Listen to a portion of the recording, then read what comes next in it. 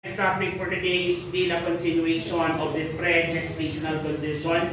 Ibig sabihin, these are existing conditions prior a woman got pregnant. Okay? So the next topic we're going to discuss is urinary tract infection. This is not so new topic to you guys. You already have an idea what is UTI. If I were to ask you between male and female, sino mas common?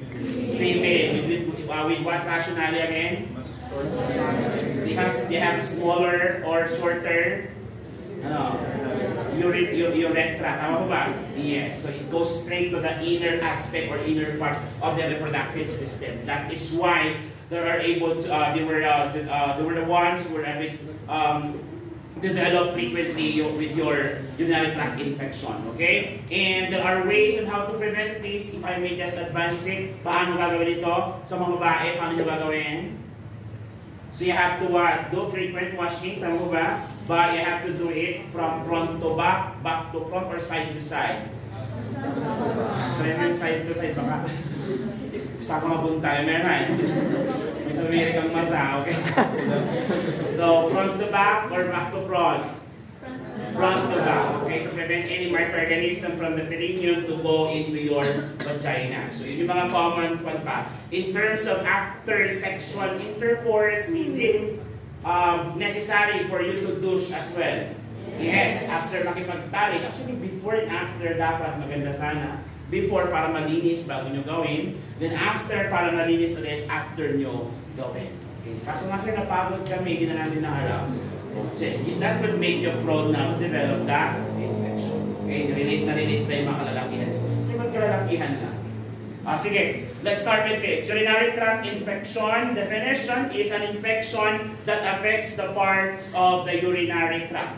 Okay, it affects the part of the urinary tract. Okay, now the causative agent of this condition is either of the two. Your Escherichia coli, commonly known as E. coli, is the most common, followed by your Streptococcus bacillus bacteria or bacteria. Okay? Pag sinabing Streptococcus, saan common niyan? Normal flora ng anong system ng katawan? Ano? Respiratory tract, tama? Your respiratory tract. Ang tanong lang din, paano nakapunta doon? Mukhang may basta kung paano man nakapunta doon. Okay, may mga paraan para gawin. Pero dapat wala siya doon because it's not a normal flora on that area. Your Escherichia coli is also normal flora naman sa bandang paba. However, it's more on perineum, not in the urethra. Okay? Kaya, okay, hindi rin siya common na dapat nakikita sa urinary tract ng babae or lalaki. In this case, ng mga buntis. Because it will cause infection. Okay? Sa hospital, the most common cause of UTI or urinary tract infection is your improper catheterization. Okay? Improper catheterization. Ang tawag natin dyan sa medical surgical nursing, tinatawag natin dyan iatrogenic cause. Iatrogenic. That's I-A-T-R-O-G-E-N-I-C. Iatrogenic. Anong ibig sabihin ng iatrogenic? These are infections or complications caused by a nursing or medical interventions. So ang may kagagawa nito, ikaw na nurse, na dapat sinunod mo ang procedure kasi hindi mo masyadong sinunod, kaya nag-introduce ka ng infection sa pasyente. Ang tawag natin doon ay iatrogenic. Another one, example ng iatrogenic, pag ikaw ay naoperahan sa tiyan, pag naoperahan ka sa tiyan, tapos common yan na magkaroon ng komplikasyon na tawag na dumping syndrome. Yung say dumping syndrome, kung ano yung tsura ng kinain mo, ganun din sa lalabas. Nadurog lang. Dumping syndrome ang tawag doon. O kaya pernicious anemia. Lalo pag gastrointestinal surgery yan, namamatay yung ating parietal cells that is responsible for the absorption, to produce your intrinsic factor to absorb what? Ano yung absorb? Ng intrinsic factor. Tinutulungan niya ma-absorb. What vitamins? Ano ulit? Vitamin B12, okay? Also known as your cyanocobalamin or your cobalamin vitamins, okay? Kapag naoperahan ka sa tiyan, mamamatay ang parietal cells, hindi siya makakapag-produce ng intrinsic factor. Hence, hindi ma-absorb ang vitamin B12. Ano ang naging sanhi ng anemia? Kasi nasugat ang tiyan. Bakit nasugat ang tiyan? Dahil sa operasyon. Ang tawag pa rin doon ay iatrogenic, caused by nature. Ang cause is a product of a nursing or a medical management. Are we clear? Yes, para lang maintindihan nyo. In relation to UTI. Sa UTI naman kasi, madalas ituturo sa inyo yan this semester, yung pag-insert ng catheter. Di ba? Pag-insert ka ng catheter, you have your dominant hand and non-dominant hand. Kailangan ang dominant hand would stay sterile while the non-dominant hand can hold anything else. Tama po ba? Pag nag-apply ka ng sterile glove, ang hawakan na lang ng inyong kanang kamay ay ang sterile equipment while the other hand could still hold on to other equipment. Tama po ba? Yes. At yun ang gamitin mo para maghawak ng penis or magbuka ng inyong vagina at doon mo ipapasok gamit ang inyong dominant hand. Ganyan yung gagawin nyo. And you have to maintain that guidelines in order for you to prevent inserting the bacteria into the urinary tract of the woman. Clear? Clear as mud, clear as water. As water, ice water. Ice water in Pasig River. Okay, now the signs and symptoms. What are the signs and symptoms? Signs and symptoms include urinary frequency. Ano ang urinary frequency? Actually, depende. Pwede sa urinary frequency or urinary frequency or also known as urinary urgency. Okay? Lagi kang naiihi. Yan. Then, okay, minsan din naman, okay, meron siyang tinatawag na dysuria. What is dysuria? Ano rin? Painful urination. Okay, dysuria is painful urination. Painful urination. And of course, pag naging systemic ang infection, pwede bang mag-manifest ang fever? Yes, pwede mag-fever. Ngayon, ang problema sa UTI, if it's left unmanaged, it can lead to further complication. It can lead to acute glomerulonephritis. What is acute glomerulonephritis? Pamamaga ni glomerulus. You still remember glomerulus in your anatomy and physiology? What is the main function of your glomerulus? This is what? The filtering system of your kidney. Isn't it? Yes. Ang nangyayari dito, ito yung tinatawag nating post-renal kidney failure. Pag sinabing post-renal kidney failure, ang cause ng pagkakasira ng kidney is after the kidney. Kung ito si kidney, intra-kidney, bago makarating kay kidney, pre-renal, pagkatapos kay kidney, post-renal. Ano ba yung mga organ pagkatapos ni kidney? Ureter, gallbladder, then urethra. Kapag doon nagsimula ang infection at umakyat sa kidney at nasira si kidney, ang tawag natin doon, post-renal. Pero kapag ang cause ng pagkasira ng kidney is bago si kidney, pre-renal. Example nun, nauubusan ka ng dugo. Pag naubusan ka ng dugo, magkakaroon ng decreased perfusion. Magkakaroon ng decreased or not enough blood into the kidney. Magkakaroon pa tayo ng hypoxia. Ang hypoxia is decreased oxygenation of the cell. Will the cell die pag may hypoxia? Yes. So ang cause nun, hindi nakarating ang dugo sa kidney. Therefore, ang tawag natin doon, pre-renal. Sobrang taas ng BP mo, kaya nasira ang kidney mo, pre-renal pa rin yun. Kasi yung BP is determined by the contractility and the blood volume. Are we clear? Yes. Okay. At least may idea na kayo kung anong AGM. Okay, at cleaner failure, pag-usapan natin yan sa finals kapag sa mga bata. Okay? But here, yan, UTI can lead into that. Common na nangyayari sa mga acute glomerulonephritis patient is that kapag sila kasi ay ang bata nagka-UTI, si nanay pina-check up antibiotic, hindi pinag-inom na maayos ang anak ng antibiotic, yan, pwede mag-lead into acute glomerulonephritis. Okay? Kaya it is important to finish all antibiotic prescribed accordingly. Kapag sinabing 3 times a day, you need to take it 3 times a day. And if it's kapag sinabing 7 days, you have to finish the 7 days. Okay? That's why you cannot buy your antibiotic without prescription.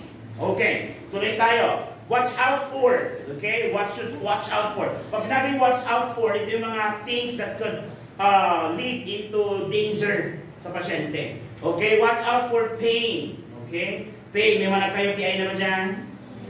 Diba? Minsan yung pain, hindi lang talaga concentrated doon. Minsan radiating pa, isn't it? Yes. Okay? Pain. Pwede ka rin mag-develop ng nausea and vomiting. Nausea and vomiting. Ano pa? Malay, increased temperature. At lahat ng yan ay simptomas ng systemic infection. What is that systemic infection? Example, common sa mga bata, pyelonephritis. So pyelonephritis is basically inflammation of the kidney. Naalala niyo ba yung usapan natin kanina? Okay? So ang mga pasyente ito, pwede ba sila mag-develop ng kidney failure? Yes. Anong pinaka-concern natin pag kidney failure? Kapag may kidney failure, will the kidney still perform its function? Pag hindi niya na-perform, will it excrete the byproduct of metabolism? No. Ibig sabihin, pwede pa tayo magkaroon ng concentration of waste products. The concentration of waste product in the body is known as azotemia. A-Z-O-T-E-M-I-A. Concentration of waste products in the blood. Azotemia. Commonly, a byproduct or as a result of kidney failure. Ano ulit? Yung concentration ng waste products sa dugo?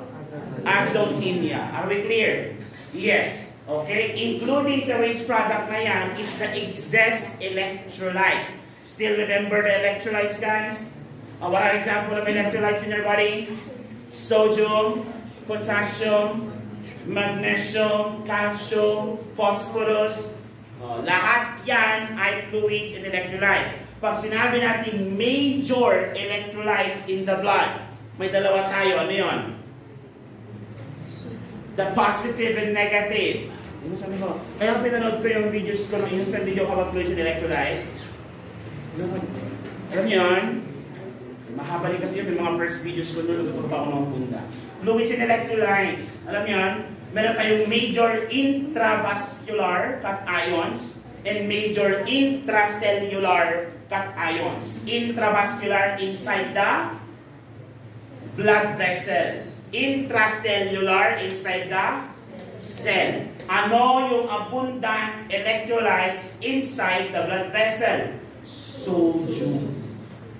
Okay? Siya ang positive electrolytes na pinakamataas. Followed by chloride. Negative naman siya. Kaya nga, ang PNSS, do you remember PNSS?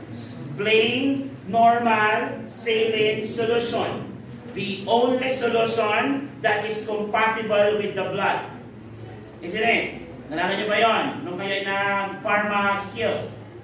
Pharma, yung blood transfusion skills nyo. Still remember that last semester, isn't it? Did you pass that? Nakasan nyo pala. Alam mo yung sinasabi ko ngayon. Okay? Ngayon yung blood na yun, okay, PNSS, kasi nga, the water of our body is made up majority of sodium and chloride. So PNSS is basically equals to sodium and chloride, 0.9%. Ayan. So pag yung mga CIU sa duty, baka ipakisa sa inyo yung mga yan, different types of fluids. Ayan. Balik tayo doon. Ngayon, si potassium should be inside the cell for muscle contraction or contractility. Is it bad na dapat is it bad pag mataas ang potassium sa dugo? Yes, ang tawag natin doon, hyperkalemia. Hyperkalemia may lead to cardiac arrest. Kasi magkakaroon ng abnormal cardiac rhythm. Hindi tayo doon. Yes, kaya delikado talaga kung may ng kidney failure. May treatment pa yan, pero i-park muna natin kasi baka ma-overwhelm tayo masyado. Focus muna tayo dito, okay? Ngayon, sige, pwede ka magkaroon ng pyelonephritis. Ngayon, in order to prevent this, these are the nursing management that we need to do.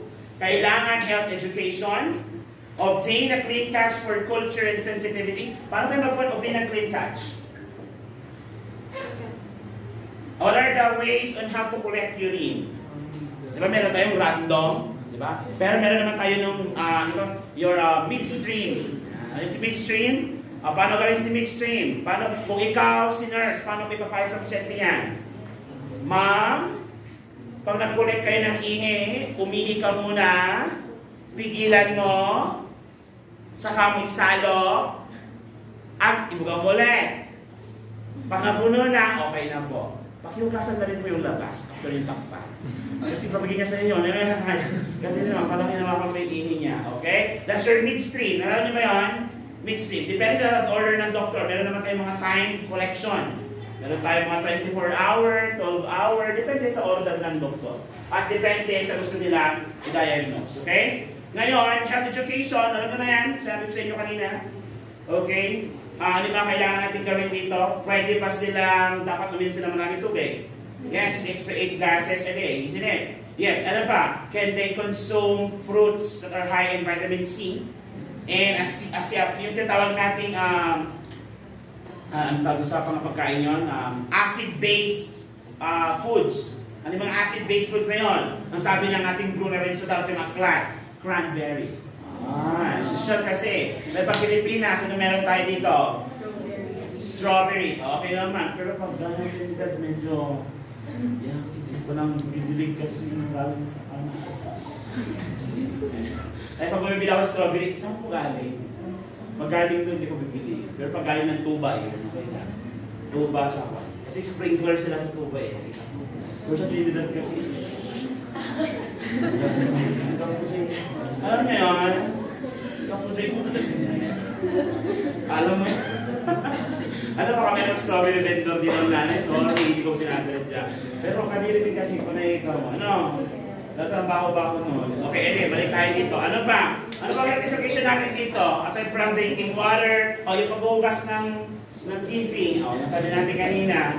Okay, yung before and after intercourse, yung paghugas, kailangan include din yan. Is it advisable also to urinate after intercourse? Yes. Umihi ka be after.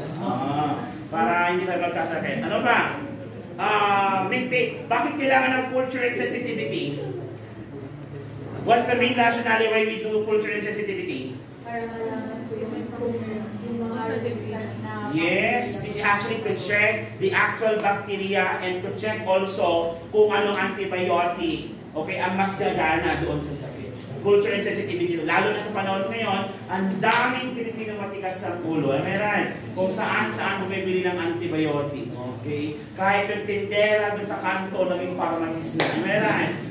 Hala, inubo siya, inubo din. Hala, pinigay sa akin ni Doc noon, ganito. Saan makakabili? Meron ako sa bahay, yung extra ko, yung natira ko. Hala, hindi niya pala inubos. Hala, nakatakot. Maintain good hydration, of course, and advise proper hygiene technique. Those were discussed already earlier. Okay tayo? And we're done with your urinary tract infection. Very basic, isn't it? For more information, you can also go to your module. Bakit pa kayo mabasa doon? But those are the G's that you need to know about UTI. Are we clear? Ngayon, balik tayo. Sir, wala naman sinabi about buntis. Diba? Hindi mo napansin yun. Matar na natin ang usapan natin, pero puro MS ang diniscuss ko. Ito yung connection. Because UTI can also lead into preterm labor. Parang STI. Na si STI, kung mga nanood na ng STI, lahat, karamihan ng STI natin would lead to preterm labor. Same thing here. Kaya nga, kung babalikan natin, na nag-duty ba ng community sa clinic?